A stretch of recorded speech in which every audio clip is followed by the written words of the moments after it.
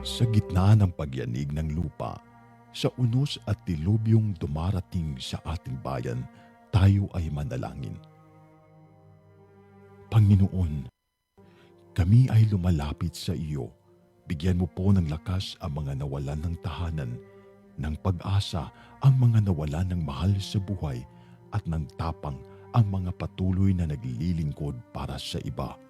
Naway maging matatag kami bilang isang bansa na kahit anong lindol o bagyo ay hindi makapagpabagsak sa aming pananampalataya.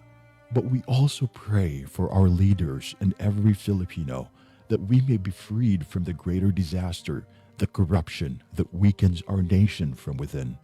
Cleanse our hearts, O Lord, that the truth and compassion may rise above greed and deception.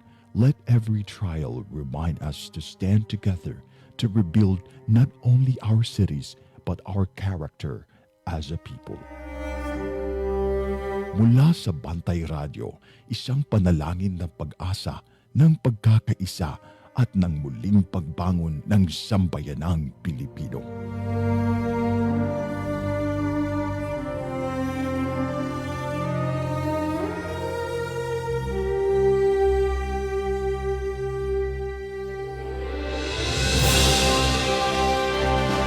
Sa bawat sulok ng ating bansa, may mga kwento ng tapang ng mga taong patuloy na lumalaban. Sa bawat sandali ng kahirapan, may tinig na nananatiling tapat at mga pusong tumutugon sa panawagan ng sambayanan. Ito ang Bantay Radio, nagbabantay sa sambayanang Pilipino.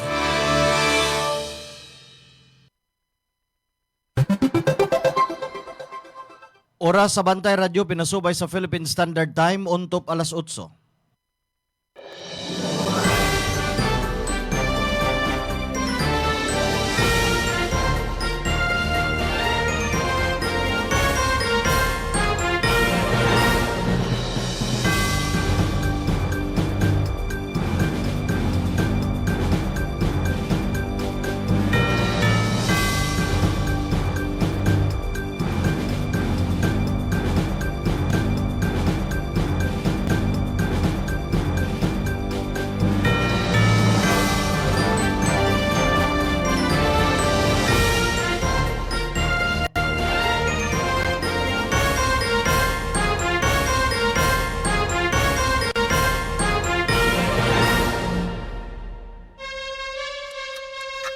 From the heart of Cebu to the rest of the Visayas, Mindanao, and the world, bringing you credible news, public service, and stories that inspire.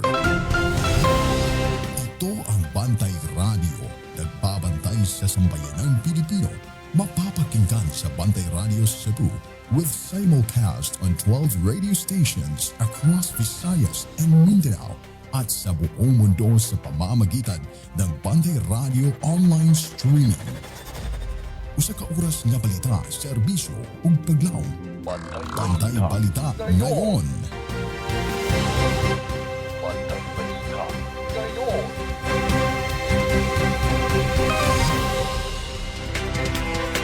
Mga higala, kumusta? Maayong buntag? Lain na sab nga hugna sa to ang mga balita. Kumusta ang tanan ining adlaw nga Martes? Pizza 25 na sa bulan sa Agosto tuig 2026. Sa gihapon ang kinatibuk ang Puwersas Bantay Radio Cebu nang hinaot nga kamong tanang nagtan-aw, nagpaminaw nining atong programa anaunta sa kahimsog sa panglawas. Ramsa lang gihapon ni mga igsoon, makiguban ninyo hangtod sa alas 9 ang takna sa kabuntagon. Bani ko ninyo mga amigag, mga amigo. Atong ihatod diha kaninyo mga labing uwahing balita dinhi sa ato, mga balita sa kauluhan, sa gawa sa nasod, sa sport, sa showbiz, ug sa labing uwahing kahimtang sa lakat sa panahon. Mga balita kini nga dalit kanato sa Lactobiotics Worldwide Corporation, ang tigama sa nabantog na kayong Lactopafi. Idalit usab kanato sa ASI Laboratories Incorporated, ang tigama sa produktong Inzumo. Atong Sibya inyong mabati pinagi sa ato ang mga partner station nga naka-hook up nato karong buntag ang mga igsoon. Mabati ta pinagis 95.3 One Heart Radio DYAJ. Mabati sabta pinagi sa 102.9 South Radio. Mabati og makita ato ang Sibya tibuok kalibutan. Pinagi sa internet, naka-live ta sa ato ang Facebook page, Bantay Radio Cebu. Mamaraig tag gamay sa mga wa pa maka-follow, wa pa makasunod sa ato ang Facebook page. Ano kamong giimbitahan sa pag-like, pag-follow, pag-share, Bantay Radio Cebu. Karon sa uluhan sa ato ang mga balita. Bantay Balita Ngayon Headlines.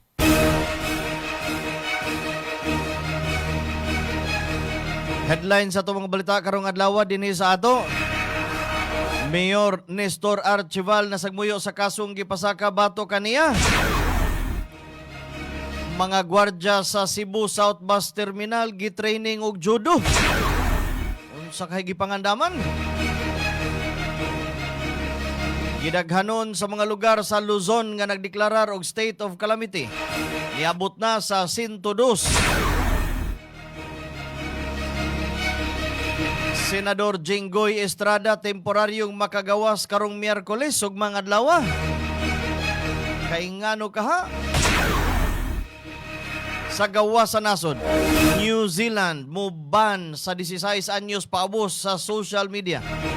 Samtang dinhis Pilipinas, giduso ngadto sa Kamara de Representante ang pagban sa mga 13 anyos paubos. Sa sports, mga Pinoy nang harus sa Federation Sprint sa Singapore. Sa showbiz, Lea Salonga makabaton og Hollywood Walk of Fame star. Samtang sa kahimtang sa panahon, si Ubit nakagawas na sa Philippine Area of Responsibility. Apan dunay duha ka tropical cyclone, napadayon karong gimonitor. Mao kadto ang headline. Bantay Balita Ngayon Headline. Detalye sa atong mga balita sa atong pagbalik, humananing pipila ka mga mahinungdanon. Bring health into your home. Ako si Tita M, ang woman sa programang aron ang lungsod masayod maglakto pafi aron himsog pirmi. Wa ko magdahom nga mahimo di ay akong biktima sa kahilo sa pagkaon or food poison. Lain gyud ang akong paminaw mo to nga alit na lang na kong gibati nga kasukaon ko para lang sa mga nangaon karon ha. Ulugid ka bisis nga suka ko, undang, papahulayon ko kadali, then mubalik na sa ngayo ko sa kumbana og usa ka baso nga lacto puffy, ug dayon gihurot na ko diretso og inom. Apan sa dihang, inom na nako, ikalit magka lagsik ang akong lawas nga murag walay nahitabo. Nagpasalamat kog maayo sa lacto puffy tungod kay gihimo siyang instrumento sa Ginoo aron maluwas ko ni adtong pagka food poison nako. Dili gyud ko mobiya niya. Hinuon ang akong himuon mga higala. Akong ihatod kaninyo mga higala ang maayong balita nga akong na-experience sa lacto puffy kung giunsa ko niya pagtabang. Iaghata mo mga higala kung duna mo'y balatian sa inyong lawas o wa pa mo'y mga balatian, gamit na mo sa lacto puffy tungod kay dako kaayo di ay ni og katabang sa atong lawas. Bring health into your home. Bring health into your home. Ang Lacto Puffy adunay Lactobacillus probiotics o mas nailhan nga good bacteria mo neutralize sa mga bakterya sa lawas. Mutabang madaling mahilis ang kinaon ug maangko ng saktong nutrisyon. Taming sa lawas patok sa mga virus o bakterya. Abdi kanunay ang imong hunahuna. Malipayon ug kalmado ka kanunay. Mag Lacto Puffy matag adlaw. 100% natural, tinubdan sa kahimsog sa lawas. Aprobado sa FDA. Bring health into your home. Tulungan ang iyong katawan na makaiwas sa high cholesterol, high blood, diabetes, heart problems. Ugaling uminom ng Lactopafi Health Supplement araw-araw. Ang probiotics drink na tutulong sa inyong katawan na makaiwas sa sakit 24/7. Bring health into your home. Uminom na ng Lactopafi Health Drink. Mabibili na po sa inyong mga suking butika. Bantay Balita. Alas 8:08 na sa kabuntagon mga igsoon ug karon padayon ta sa dugang tudling sa toang mga balita. Mga balita dinhi sa ato. Bantay Balita ngayon. Local news. Mayor Nestor Archibal nasagmuyo sa kasong gipasaka bato kaniya. Gilauman na daan ni Mayor Nestor Archibal nga isip nagserbisyos publiko. Ana agayod ang mga pagpasaka og kaso. Kini matud pa sa ihang Chief of Staff nga si Kenneth Ciazar. Subay kini sa gisangat nga kaso bato kaniya ni Ed Rama tungod kay matud pa sa reklamante nga nakalapas ang mayor sa Republic Act 3019 o ang Anti-Graft and Corrupt Practices Act. Gininamo ikaduhang kasong giatubang ni Archibal sukad sa ihang paglingkod isip mayor. Una mao ang kasong administratiba nga gipasaka bato kaniya ni Konsehal June Alcover niadtong Oktubre 29 sa nakalabayng tuig may kalabutan sa Colon Night Market.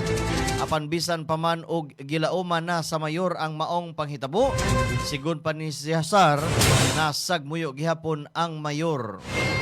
Bantay Balita.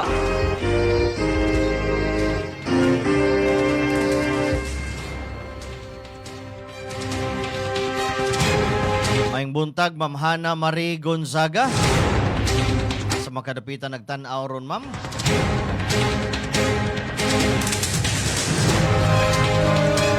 Super Health Center sa Labangon dili paghapon magamit tungod kay natukod nga walay building permit. Sukad na turnover sa Department of Health ang Super Health Center sa Barangay Labangon ngadto sa Cebu City Government niadtong Mayo 5 tuig 2025. Sa panahon pa kini ni kanhi Mayor Raymond Garcia. Hangtod karon wa gihapon kini magamit. Kini mo'y gibutyag ni Kenneth Ciazar, ang Chief of Staff ni Mayor Nestor Archibal, nga kini tungod kay walay building permit o guban pang mga dokumento sukad nga kini matukod. Gani sa nilabay nga simana gisusi usab kini sa Department of Health. Sa pagkakaroon ila na kining girefer ngadto sa City Legal alang sa mga lakang nga pagabuhaton og kun kini magamit. Ang Super Health Center gipunduhan og 9.9 milyones ka pesos sa Department of Health. Gibutyag ni Ciazar nga ang trabaho unta sa syudad mao ang paghikay sa mga gikinahanglang dokumento.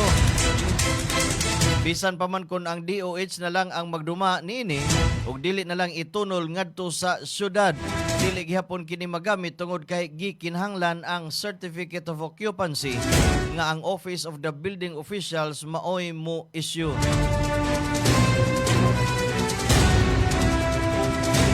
Alas 8:10 sa Kabuntagon. Good morning, Ma'am Romela Sumatra. Dawat ag-report gikan sa toang kauban sa gawas. Comelec 7 mi paligon sa preparasyon alang sa barangay ug SK election.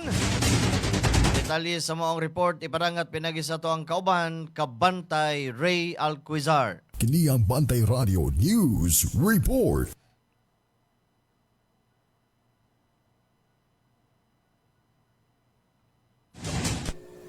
Mga Kabantay Radyo, nagpaligo na ang Commission on Elections ng Comelec 7 sa preparasyon alang sa luwas, hapsay o kredibling pagpahigayon sa umabot nga barangay o sangguning kabataan kung SK elections. Mato ni Comelec 7 Regional Director Attorney Francisco Pobe, padayon ang koordinasyon sa security forces, local government units ug man pang government agencies aron masiguro ang seguridad sa panahon sa piniliay. Nakig-koordinar usab ang COMELEC sa Commission on Human Rights kung CHR, Namfrel Parish Pastoral Council for Responsible Voting kung PPCRV o mga non-government organizations alang sa pagmonitor sa election process. Padayon usab ang assessment sa mga posibleng area of concern sa Central Visayas ilabi na human sa filing sa certificates of candidacy aron matino kung asa ang makikinahanglan og dugang nga seguridad. Gipahimangnuan sa COMELEC 7 ang mga kandidato ug publiko batok sa vote buying, vote selling ug paggamit sa government resources alang sa pagpangampanya. Gidasig usab ang publiko nga i-report ang posibleng paglapas sa election laws uban pang hustong ebidensya ug dokumentasyon. Samtang gipatin-aw ni Pobe nga ang pagtakda pag-usab sa pitsa sa barangay SK elections na kinahanglan og legislative actions gikan sa Kongreso ug dili desisyon sa COMELEC lamang. Nanukad sa Heritage City of the South, inyong tingog nga nagbantay sa kahanginan, Ray Alquizar, alang sa Bantay Radyo. Bantay Balita.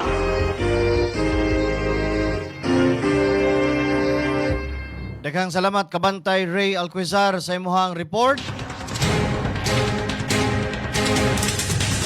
Mga gwardya sa Cebu South Bus Terminal nagtraining og judo. Pagbaton og katakos sa self-defense og physical preparedness. Mo'y katuyuan nga ang 24 ka mga security guard sa Cebu South Bus Terminal ipailawom sa non-lethal judo training niadtong nakalabay nga weekend. Kabahin gihapon kini sa direktiba ni Governor Pamela Baricuatro na palambuon ang seguridad sa mga bus terminal dinhi sa Sugbo. Ang training gihimo sa Password Security Agency Incorporated pinagi sa koordinasyon sa management sa Cebu South Bus Terminal. Lakip sa ilahang gipractice mao ang non-lethal self-defense, proper restraint og self-handling o safe handling kung dunay komprontasyon nga mahitabo. Bantay Balita.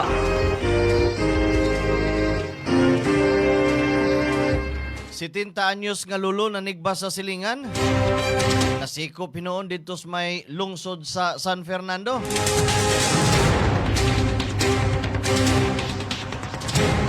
Nadakpan sa kapulisan ang usa ka 70 anyos nga lolo. Man gingong gitigbas niini ang ihang 59 anyos nga silingan sa barangay Basak, San Fernando, Cebu. Ang suspek gila nga si Francisco Esmeralda Alsa. 70 anyos ang panuigon og residente sa nahisgutan nga barangay. Ang biktima mao si alias Ilorde, 59 anyos, minyo og residente sab sa barangay Basak. Base sa report, nahitabo ang insidente pasado alas 11 sa gabi niadtong Agosto 22. Din gingong gitigbas sa suspek ang biktima. Gidala dayon ang biktima sa Cebu Provincial Hospital sa Carcar City alang sa medical nga pagtagad. Nasayran usab sa investigasyon nga naangol ang suspek atol sa pagkumprantohay tali sa biktima ug nadala usab sa maong tambalanan. Apan sa follow-up investigation sa kapulisan, wala na didto ang suspitsado. Misunod dayon ang hot pursuit operation sa San Fernando Municipal Police Station nga mitultol sa pagkadakop kang Alsa pasado alas 12:40 na sa kadlawon niadtong Agosto 24. Narecover sab sa mga kapulisan ang kutsilyo nga gingong gigamit sa suspitsado. Gidala ang suspek ngadto San Fernando Municipal Police Station alang sa hustong dokumentasyon o booking procedure. Bantay Balita. Alas 8:15 sa Kabuntagon mga igsoon, atong balikan si Kabantay Ray Alquizar. May labot aning 40 ka mga power plants ang gikabalak ang masuspenso. Talis mo ang report. Ipadangat pinaging Kabantay Ray Alquizar. Kini ang Bantay Radio News Report. Mga kabantay radyo, namiligro nga masuspenso ang dulan sa 40 ka mga power plants tungod sa ilang kawalay aksyon taliwala sa padayon nga kakuwag sa supply sa kuryente sa Visayas, kinisumala ni Energy Secretary Sharon Garin. Kainunuman nga ang Department of Energy kung DOA nag-issue og 203 ka show cause order sa mga power generation company sa tibok nasod nitong Hulyo tungod sa ilang kapakiyasan sa pagsumiter sa mandatory self-assessment reports. Tumong niini mga kabantay radyo nga mamonitor ang kahimtang og kapasidad sa mga planta, lakip ang mga insidente sa pagkawalay kuryente. Matud ni Garin, naghatag na og mga pasidaan ang DOE o gana sa proseso sa pagrekomendar og suspensyon sa mga kumpanya ngadto sa Energy Regulatory Commission kung ERC. Wala niya nganli ang mga operators nga posibleng masuspenso apan gikataho nga naglakip kini sa gagmay nga diesel power plants. Dugay nang nakasinati og kakuwang sa supply sa kuryenteng Visayas nga kanunay gipailalom sa yellow alert ug usay red alert kung dili igo ang supply aron matubag ang panginahanglan. Nanukad sa Heritage City of the South, inyong tingog nga nagbantay sa kahanginan, Ray Alcazar alang sa Bantay Radyo. Bantay Balita.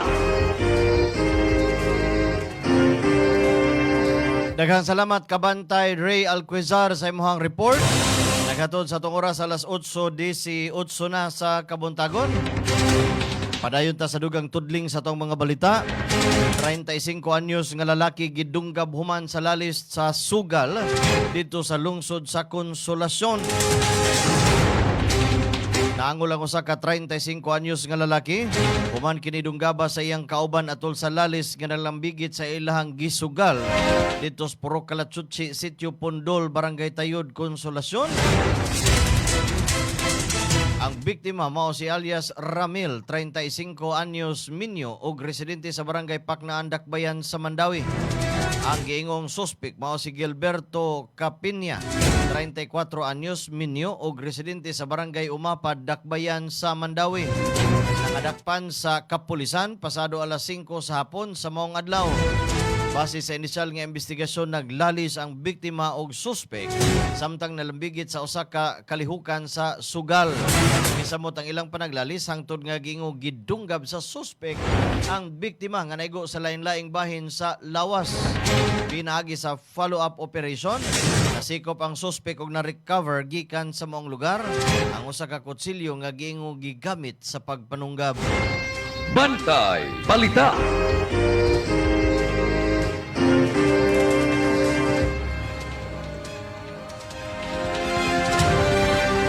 Kinsi anyos nga mi saum kay gustong kuhaon ng cellphone nga nahog sa dagat, nakaplagang patay.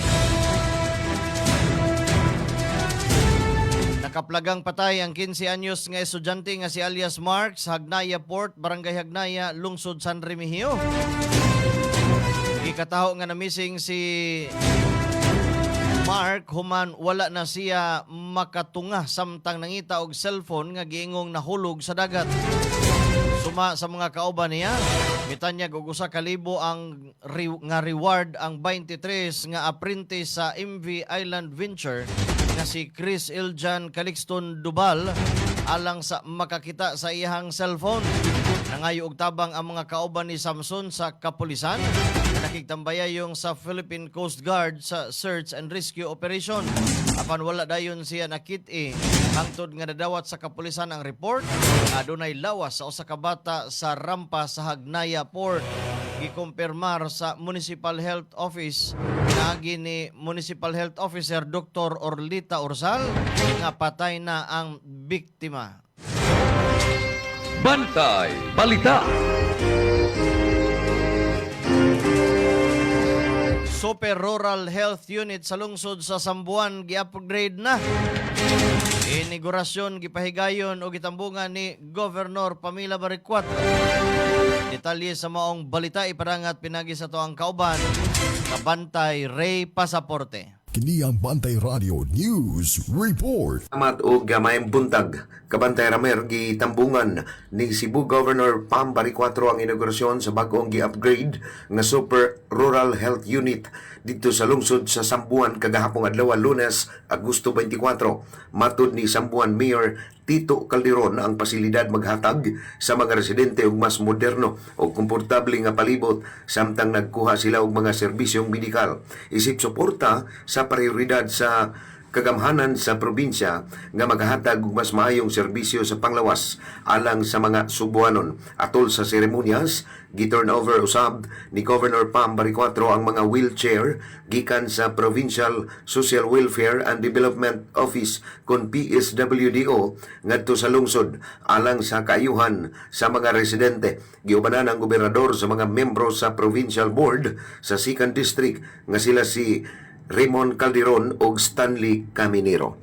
Alang sa Bantay Balita sa Bantay Radio. Kini sa Ray Pasaporte. Bantay Balita. Daghang salamat Kabantay Ray Pasaporte sa imuhang report. Naghatod sa tong oras alas 8:22 sa Kabuntagon. Labyog ta sa laing rehiyon. Ginaghanon sa mga lugar sa Luzon nga nagdeklarar og state of calamity. Niabot na ngadto sa 102. Niabot na ngadto 102 ka mga lugar sa Luzon ang nagdeklarar og state of calamity tungod sa epekto sa nagsunod-sunod nga bagyong Luis, Maymay, Neneng ug sa southwest monsoon o habagat. Samtang moabot usab sa 7.5 milyon ka individual nga naa sa duha ug anaa sa duha 2.2 milyon ka mga pamilya ang natalang napektuhan sa mga kahimtang sa panahon. Anasab sa 2,500 ka mga panimalay nga nangaguba ang natala sa NDRRMC. 5.1 billion pesos nga kantidad sa infrastruktura nga naguba ug 1.7 billion pesos sab sa sektor sa agrikultura. Bantay Balita.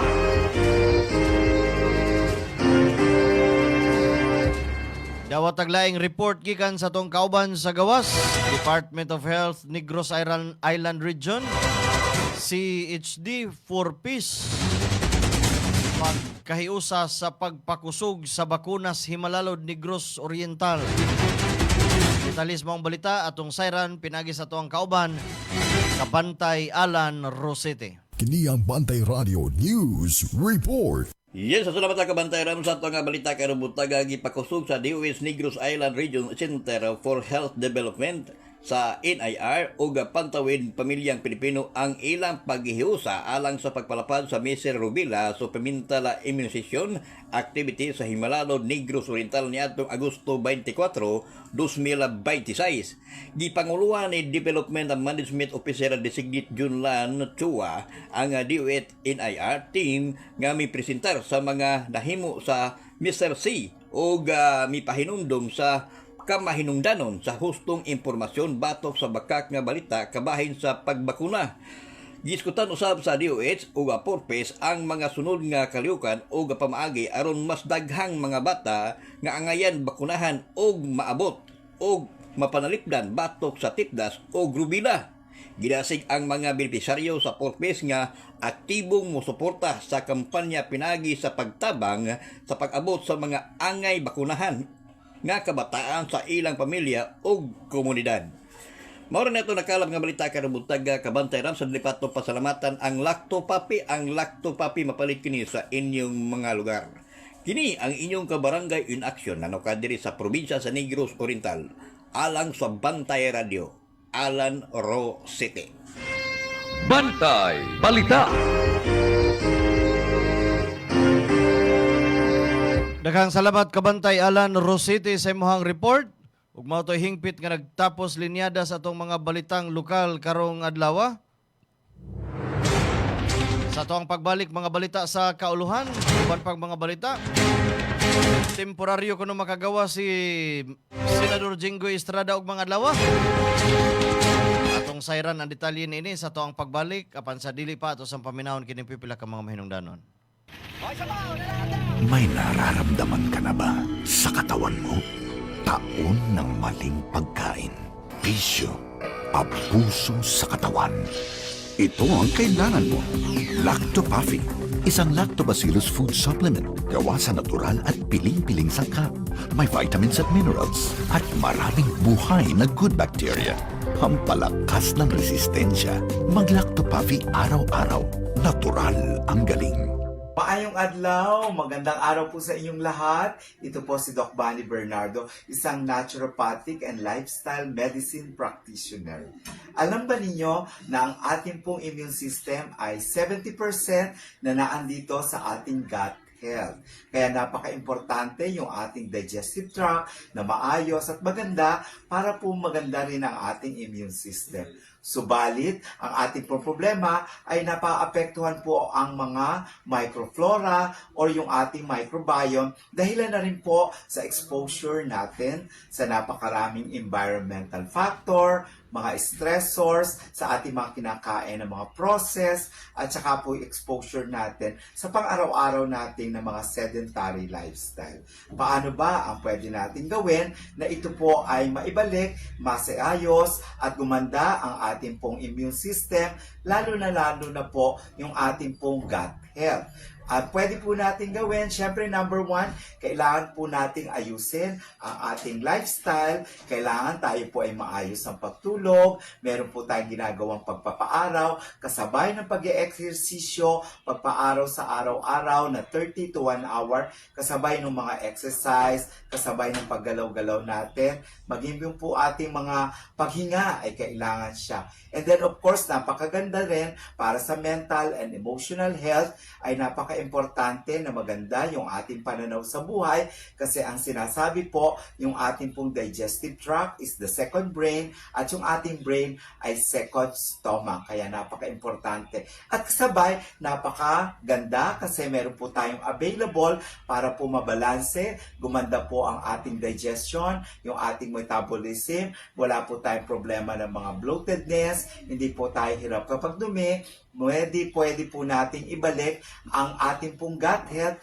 na makakatulong sa ating immune system. So, pwede maging balanse, maganda ang ating microflora ng ating gut or ating tiyan, digestive tract, sa pamagitan lamang po ng pag-inom ng Lactofapi, 30 ml 3 times a day bago po tayo kumain na maging parte ng pang-araw-araw natin na buhay. Kung hindi naman po, pwede nyo po siyang ihalo ang 30 ml sa araw-araw nating mga healthy drinks na pwede natin pong inumin sa araw-araw. Ugaliin natin tayo ay may Lactopapi para sa masigla, magandang ating gut health, maging ang immune system at ang ating pong overall health and wellness. Para po sa inyong improve immune system, improve gut, at overall health, the healthier you, Lactopapi every day. Muli, and once again, this is Doc Bunny, ang inyong gut health expert. Hi, I'm Vanessa Arsenal, Account Officer of Living Roots Philippines. At Living Roots, we partner with businesses to provide high-quality cremation and waste management solutions designed for efficient sustainability and long-term value. My role is to ensure a seamless experience for our clients from onboarding and product integration to turnover and sales support. We do things differently with a mission to merge tradition with innovation. We equip funeral homes, memorial parks, LGUs, cooperatives, and businesses with cutting-edge cremation and waste management machine. Our vision is to lead the industry toward a greener, more compassionate future where every farewell both meaningful and sustainable, guided by our commitment to innovation and quality. We help businesses enhance their services while contributing to more responsible memorialization process. Let's work together. Contact us today to explore how Living Root can support and grow your business.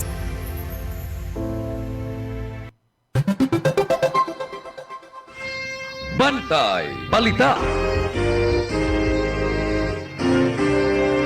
Alas 8:30 na sa kabuntagon mga igsoon. Arita sa itong mga balita sa kauluhan. Bantay Balita ngayon, National News. Gitugutan sa Sandigan Bayan 5th Division ang temporaryong pagpagawas ni Senador Jinggoy Estrada ug mga adlaw, Agosto 26. Kinitungod kay mo pailawom siya sa X-ray sa tuhod niini. Matod sa korte, nga alas 11 sa buntag posibleng mugawas si Estrada o kinahanglang makabalik siya sa Quezon City Jail sa dili pa mulapas ang alas 3 sa hapon. Bantay Balita. Gilugwayan ni Senador Loren Legarda ang ihang medical leave hangtod September 2 sumala sa kumpirmasyon ni Senate Secretary Renato Bantog kaganihapon sa buntag. Matod ni Bantog, ang opisina ni Ligarda nagpahibalo nga mag-medical leave ang senador gikan Agosto 24 hangtod 26 ug September 1 hangtod 2. Busa di siya makatambong sa plenary sessions ug impeachment trial ni Vice President Sara Duterte. Ikaapat na kini nga medical leave ni Ligarda human sa iyang leave niadtong Agosto 3 hangtod 5 ug Agosto 11 hangtod 12 ug Agosto 13 hangtod 19. Suma sa National Bureau of Investigation gikataho mubiya sa nasod si Ligarda padung sa France niadtong Agosto 2 human gipahibalo sa Office of the Ombudsman nga siya ug ang iyang anak nga si Batangas 1st District Representative Leandro Liveste giimbestigahan tungod sa giingong graft ug plunder kalabot sa mga ghost solar project nga mukabat sa kapin 10 bilyones ka pesos. Gisalikway ni Ligarda ang mga akusasyon o gitawag kini nga utterly false and baseless. Samtang giingon ni Senador Panfilo Lacson nga fake news ang mga report nga nangayo og asylum si Ligarda. Matud ni Lacson, kaniadto nang mireklamo si Ligarda og problema sa baga. Bantay Balita.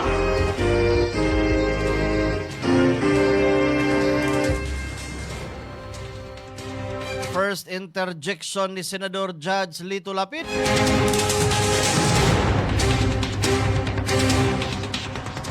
Sa labing unang higayon ni participate si Senador Judge Lito Lapid sa interjection sa Senador Judges.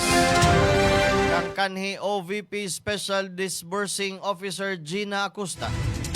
Gipangutana ni Lapid si Acosta kalabot sa kapareho og apelyido sa senador sa pipila ka acknowledgement receipt sa Office of the Vice President kon OVP. Nitubag sab si Acosta nga nagikan kang Colonel Raymond Lachica ang mga resibo ug nagreply siya sa kung unsay gihatag kaniya sa security officer. Pangutana pa ni Lapid, bakit ninyo pinagkatiwalaan si Lachica? May nakita ba kayong background niya? Apandaling nakatubag si Acosta og hindi ko alam, Your Honor.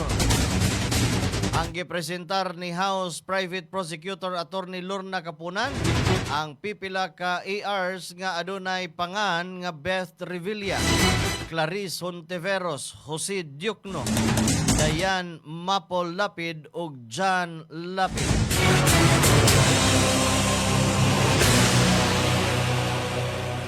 Online gaming company gipamulta og 1 ka milyon tungod sa pagpanghatag og iPhone ni Ivana Alawi.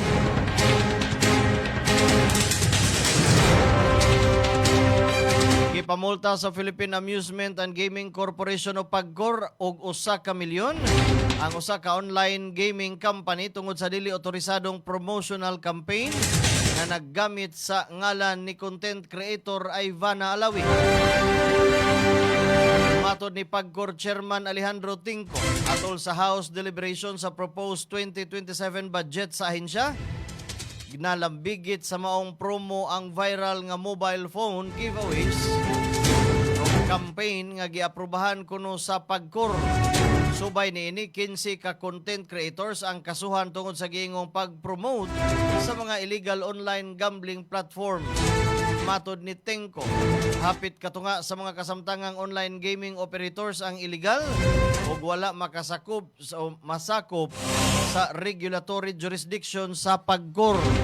Adunay mga content creators nga voluntaryong mihunong sa pag-promote sa illegal platform samtang ang uban mibalhin pag-endorso sa legal nga mga operator.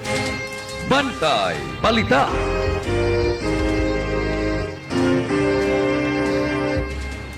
Musaka ang presyo sa mga produktong petrolyo epektibo karong adlaw. Suma sa Department of Energy o DOE. Mao detong daas kaayong linyas gasolinahan gabi. Musaka og 1.8 kada litro ang presyo sa gasolina sa tanang klase. Lakip ang RON 91 o regular unleaded. 95 o premium unleaded, RON 97 o high octane unleaded. Musba usabog 2.31 kada litro ang diesel, lakip ang diesel plus. Sa Samtang musaka og 0.95 kada litro ang presyo sa kerosene. Epektibo na ang maong price increase. Ulangtad kini hangtod Agosto 31. Bantay Balita. Katoy naglangkob sa itong mga balitang nasyonal karong adlaw. Sa atong pagbalik detalye sa mga balita sa gawa sa nasod, sa sports, sa showbiz, ug sa labing uhing kahimtang sa lakat sa panahon. Dito sa New Zealand, muban kuno sila sa mga 16 anyos paubos sa social media. Dinis ato 13 anyos. Detalye atong balikan sa paminahon kining pipila ka mga mahinungdanon. Alang sa imong mga manok panabo, ani ana ang imong gikinahanglan. Lactovet, 100% organic, 100% probiotic, zero antibiotic, barato, epektibo nga pangontra sa mga sakit-sakit. Garantisado nga ligwon og abtik ang imong mga manok panabo. Adunay amino acids, niacinamide, riboflavin, vitamin B6, thiamine ug minerales. Nasuwaya na, garantisado alang sa himsog ug kusgan nga manok panabo.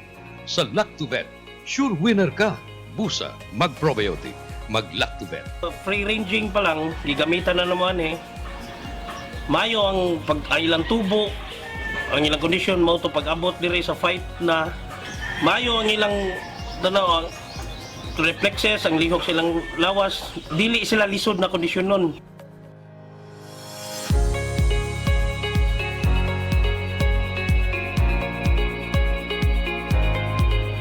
Sa Lactovet, sure winner ka.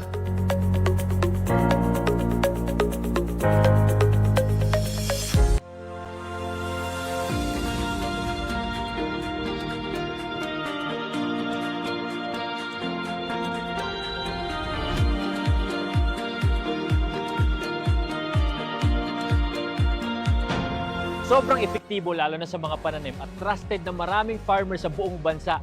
Una na dyan ay ang Lactoplant na isang organic foliar fertilizer na pumoprotekta laban sa acidity ng lupa at nagbibigay ng magandang nutrisyon na nagre-resulta ng malaking 40% increase ng pagdami ng bunga. Sunod ay ang Icon na isang organic insect control na nagtataboy ng mga insektong sumisira sa mga pananim dahilan ng pagkalugi ng maraming magsasaka.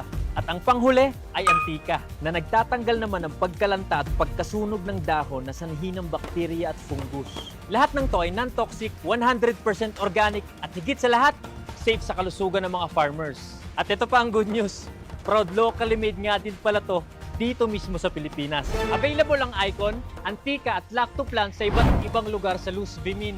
At available nga pala to sa online para mas convenient sa'yo. Nasa comment yung link kung saan ka makakakuha. Andito na lahat at para talaga to sa mga magsasaka sa buong Pilipinas! Cebu's agricultural challenges are structural. Irrigation infrastructure is limited. Agricultural zoning is fragmented. Soil rehabilitation and crop planning lack continuity. The solution is the establishment of an agro-economic zone in Cebu. This zone integrates modern irrigation systems, science-based crop zoning, standardized crop rotation and soil conditioning, farmer training and agri-technology, direct access to processing and market, increases productivity, reduces imports, creates jobs, and strengthens rural economies. The agroeconomic zone in Cebu is not a concept for the future. It is a decision that must be made today.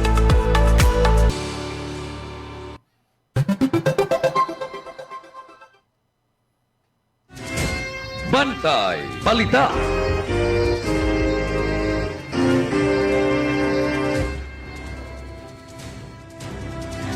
Bantay Balita ngayon. World News. Karon sa detalye sa mga balita sa gawa sa nasod. New Zealand muban sa 16 anyos paubos paggamit sa social media.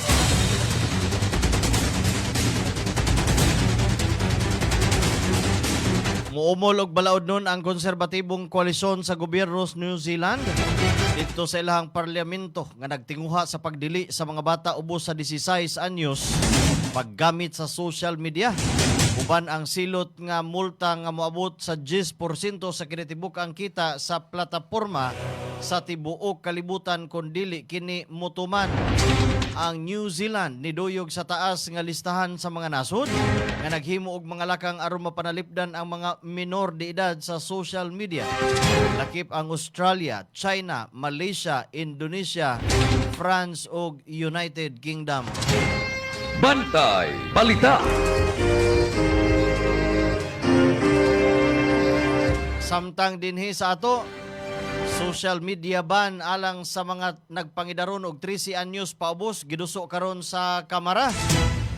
Gumikan sa makaalarmang mga insidente sa violence sa mga tunghaan, giduso sa Kamara de Representante ang total ban sa social media ug online gaming alang sa mga batanong nagpangidaron og 13 anyos paubos. Alang sa mga nag-edad og 14 hangtod 17, giplanuhan usab nga i-regulate ang paggamit nini. Matod ni Pasig Representative Roman Romulo, kinahanglan una nga muatubang sa Pilipinas ang mga foreign online platform sa di pa kini tugutan nga mag-operate sa nasud. Bantay Balita.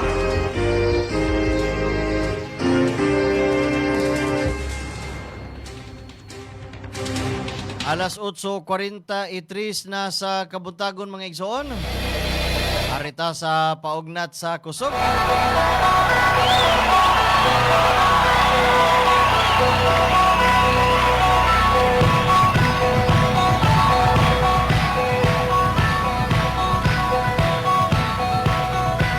Mga Pinoy nang haros sa VAAP Federation Sprint sa Singapore. Nakaukit og kasaysayan ang mga Pinoy nga sakop sa Philippine Outrigger Canoe Club. Mikan sa ilang naangkon nga kalampusan sa International VAAP Federation Sprint 2026 dito sa Singapore. Nagmalampuson ang grupo nga Master 40 Men, 500M Elite. Man ang Pinoy sa Race 116. Jorge Espinosa Race 123, Richard Obtinalia Race 123, Hernan Piana. Ang VA Racing usa ka traditional Polynesian outrigger canoe sport kanailaw usab nga waka ama o outrigger canoeing adunay solo og team boat competition nga gidumala lukop kalibutan sa International VA Federation.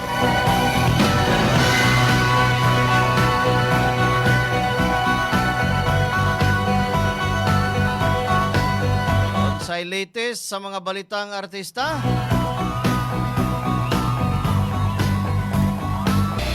atong sayran pinagi sa ato ang kauban, ato ang weather, ato ang showbiz news reporter, ato ang showbiz news patroller Kabantay Grace Baquero. Lea Salonga makabatunog Hollywood Walk of Fame star.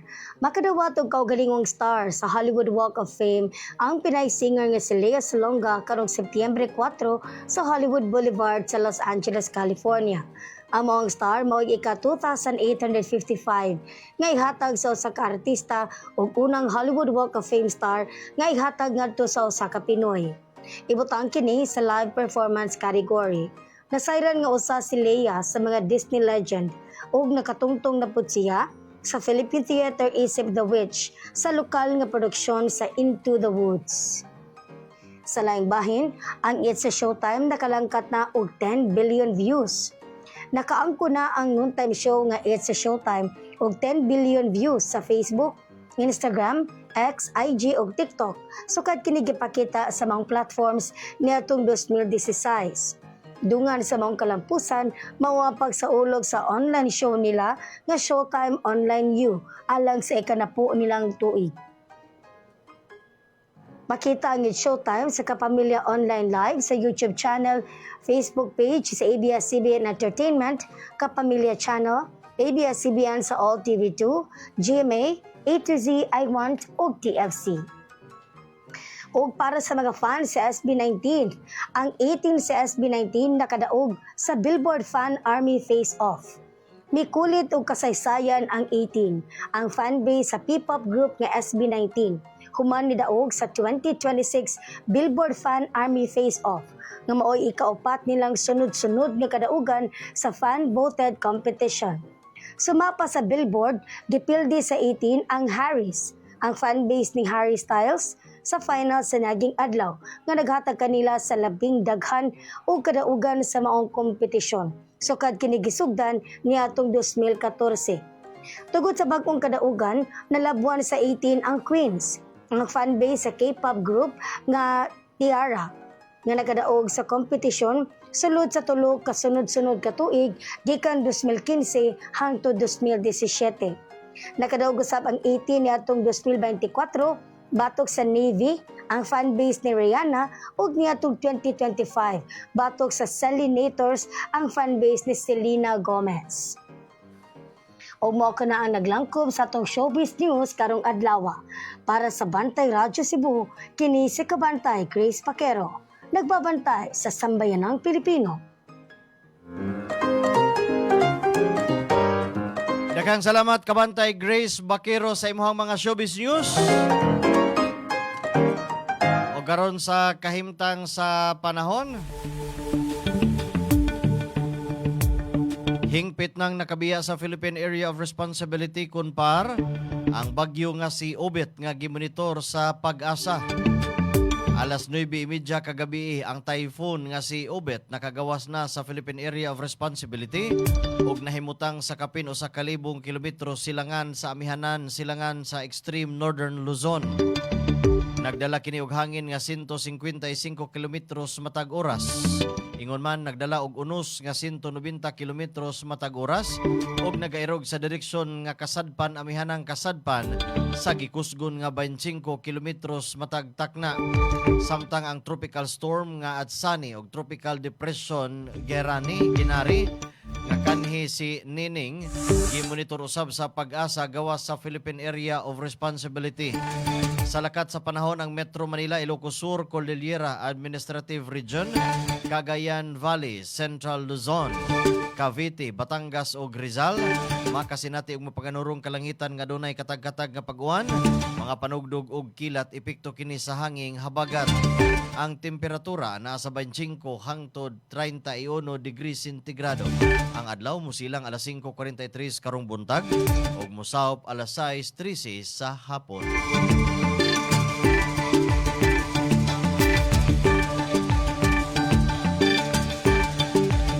Balita may labot sa kahimtang sa panahon, may hingpit nga nagtapos linyadas atong mga balita. Dinhis atong tulumanon Bantay Balita.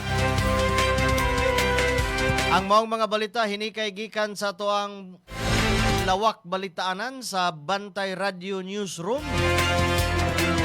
Pinagi sa toang kauban Kabantay Fred Litihio. Ang maong mga balita gidalit kanato sa Lacto Puffy. Kanunay ang pag-inom sa Lacto Puffy aron healthy permi. Ang maong mga balita gidalit kanato sa Inzumo. Kung reklamo kasi mong silingan sa kabaho sa imuhang mga tangkal sa baboy, iro, kanding o guban pa, isprehi ka na og Inzumo. Wag tang ang baho, wag tang ang kagaw, wag tang ang langaw. Way kurat gamiton kay organic kini o sa palit og Inzumo mga parinto. Asa mapalit ang mga produkto sa Lacto Puffy ug sa AC Laboratories Incorporated? Asa mapalit ang Lacto Puffy ug Inzumo? Nasa comment section ang link. Pwede ninyong mapalit pinaagi sa online para di na mumugawas. Pero pwede sab ninyo mapalit din ha sa mga Agrivet supply kining Inzumo. Pwede dire sa opisina. Samtang ang mga produktos Lacto-Puffy o ang Lacto-Puffy inyong mapalit sa tanang Rose Pharmacy nationwide. Naapod ni diha sa inyo ang mga butika sa duol. Pakutan alang Lacto-Puffy. Atong pasalamatan atong mga kauban may padangat silang report karong buntaga. Kabantay Ray Pasaporte, Kabantay Ray Alquizar, Kabantay Alan Rossetti. O ang ato ang Showbiz News Patroller, Kabantay Grace Bakir. Sanga na lang sa kinitibuk ang Puwersas Bantay Radio Cebu. Pinagi sa ato ang CEO, Engineer Gigi Sanchez. Inabagan sa ato ang Vice President for Administration, Attorney Miko Zabaliero. Ato ang Station Manager, Sir June Carillo. Ato ang partner diri sa ato ang Masters Control, Kenon Siniza. Kini na lang inyong ubos nga alagad sa kahanginan. Ram sa lang gihapon mga kahigalaan, manamilit pinagis pag-ingon. Daghang kayong salamat sa inyong pagpaminaw. Mayong buntag kanatong tanan. At saka ginamit rin namin sa mga doon sa mga kanal kasi pawala yun sa mga baho. Sa kanal ng sa baboy, yung babuyan.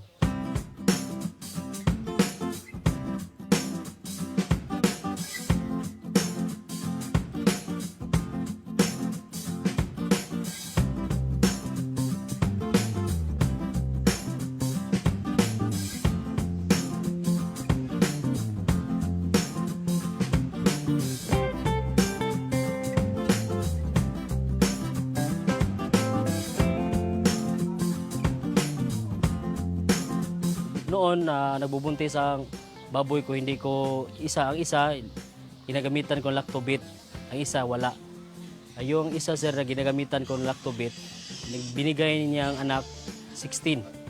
Ang isa 8 lang, walang Lactobit yun. Kaya meron akong commercial page pero linagyan ko kada kain ng baboy, lagyan ko ng Lactobit.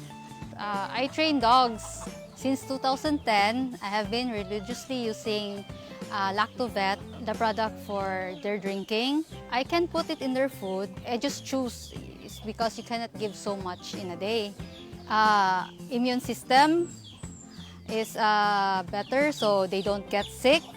After 3 days, you would see changes like poop will not be that smelly. And then their pee will also not stay that strong. And then their body smell is not that strong.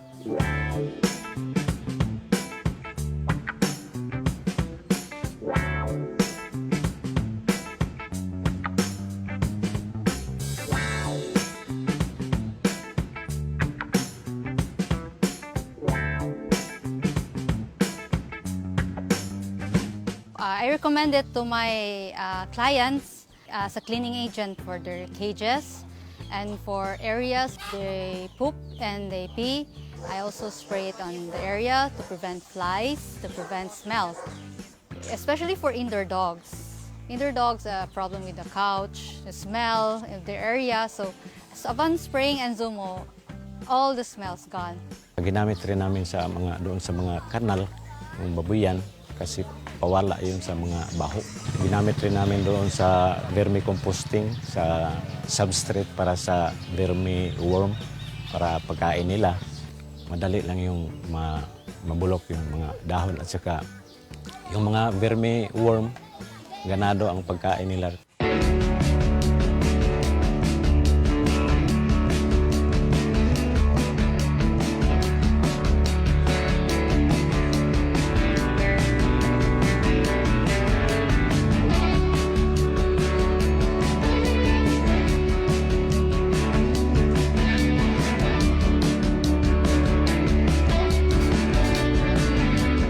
Tumaba yung lupa namin. At saka marami yung maraming saha ng saging. Doon, hindi masyadong mataba. Every week, mag-spray ako ng lactoplant. At saka yung maliit pa ang puno, ma-sprayhan mo. Kaya bumilis ang tubo ng pananim. Ang bunga sir, matamis na matamis. Lumaki kita sir. Kasi noon masyadong tagtuyot. kasi mahina ang ulan doon, saka yung irigasyon, mahina ang tubig. Tapos in-apply yung lactoplant doon, nakaani sila ng 140. Dati, yung isang ektarya, kumukuha lang po kami ng 80 kaban na palay, tagtuyot pa noon. Tapos, yung nag-advance ang ripening ng ang maturing stage ng palay, nag-advance siya ng 10 days. Yan nataka nga ang technician doon na ang kanilang yung kapit taniman nila hindi pa na-harvest. Yung in-applyan ng lactoplant, nag-advance talaga ng 10 days ang pag-ani noon. Mga 40% talaga ang nag-improve sa kanilang kita. Kasi pag gumagamit ka talaga ng mga chemical na abono, talagang mas mataas. Kasi samantala, yung sa lactoplant, i-apply mo lang, 3.6 liters naman yan. Ang price lang noon, mas katamtaman lang kaysa mga produkto na gamit ang komersyal na fertilizer. Sa isang spray load, ay 16 man lang natakip ng lactoplant ang kandon tinitimpla. Matagal na ginamit namin yung lactoplant. Ina-apply namin dito sa cacao farm namin. Sa lactoplant, mag-spray kami ng foliar spray. Ginamit ang lactoplant every 15 days. Kaya musubol dayon. Nindot ang iyahan. At saka makatabang po sa pagpabuwak sa cacao. Gawa sa putas nga mo ang fertilize, ang spray po sa lactoplant makatabang sa pagpabuwak sa cacao. Bago pa itong mga cacao namin, mga 1 year and 6 months. Pero meron ng maraming bulaklak. At saka meron na rin bunga na mga iilan. Kasi ang cacao, mga 2 years, yun magbunga ng marami. Kung hindi namin ginamit ito, posibleng wala ang mga bulaklak na ganun. Gumamit na kayo ng lactoplant para sa inyong taniman. Baho ng paligid nyo, gumamit kayo ng ang insumo. Para sa inyong mga hayop, gumamit kayo ng Lactobit. Ito ang Bantay Radio, nagbabantay sa sambayanang Pilipino.